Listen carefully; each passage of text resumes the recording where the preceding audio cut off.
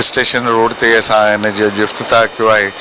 हीअ दुकान जंहिंमें ब्रांडेड रेडीमेड गारमेंट्स ऐं इम्पोर्टेड गारमेंट्स जो इहो असांजो दुकानु आहे, जंहिंमें असीं हीअ असांजो लाबेल 92 खां असीं लाड़काणे में लाड़काणे जे शहरनि खे वासियुनि खे असीं ही गारमेंट्स मुहैया कयूं पिया।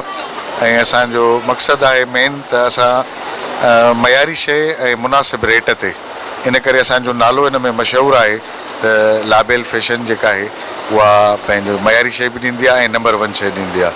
असांजी हीअ सिलसिलो पूरे सिंध में मुख़्तलिफ़ शहरनि में आहे ऐं हींअर लाड़काणे में त असांजो बुनियादु आहे ऐं असां वरी हिकु पोइ ॿीहर स्टेशन रोड ते हींअर असां पंहिंजे हिन दुकान जो इफ़्तिताह कयो आहे ऐं असां पंहिंजे लाड़काणे वासियुनि खे ऐं उन्हनि खे पंहिंजी मयारी शइ ऐं मुनासिब रेट ते ॾेई रहिया आहियूं।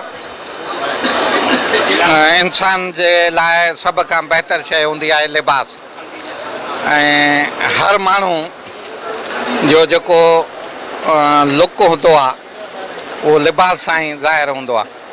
कहिड़ो बि हुजे, आम माण्हू हुजे, पर उनखे सुठो लिबास पातल हूंदो आहे त उन ते तवजो थींदो आहे। असीं लाड़काणे जा जेके आहिनि सो शहरी आहियूं ऐं मुंहिंजे हमेशह इहो रहियो त लाड़काणे जे माण्हुनि खे सुठियूं शयूं पाराइजनि ऐं जीअं जेतिरो हू ख़ूबसूरत लॻंदा। असीं ईअं सम्झो त हीउ कारोबार माण्हुनि जे इन सम्झो त ख़ूबसूरत बणाइण में उन में ही रोल आहे ऐं हर बहितर ब्रांड जेका आहे सो असां आणींदा आहियूं। हीअ सुठी ॻाल्हि आहे। हिते इहे असांजो दुकानु खुलियो आहे, शोरूम बि आहे, पंहिंजो डिस्प्ले सेंटर बि आहे गवर्नमेंट्स जो, ऐं हीअ अवाम खे हिकिड़ी सहूलियत आहे।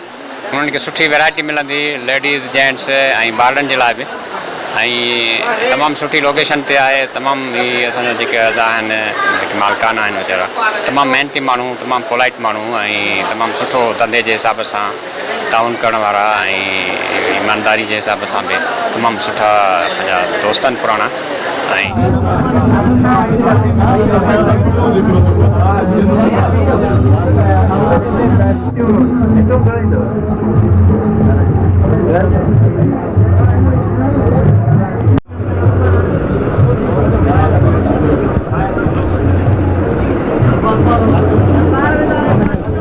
शीशो खुलंदो ॾे, शीशो खुलंदो, शीशो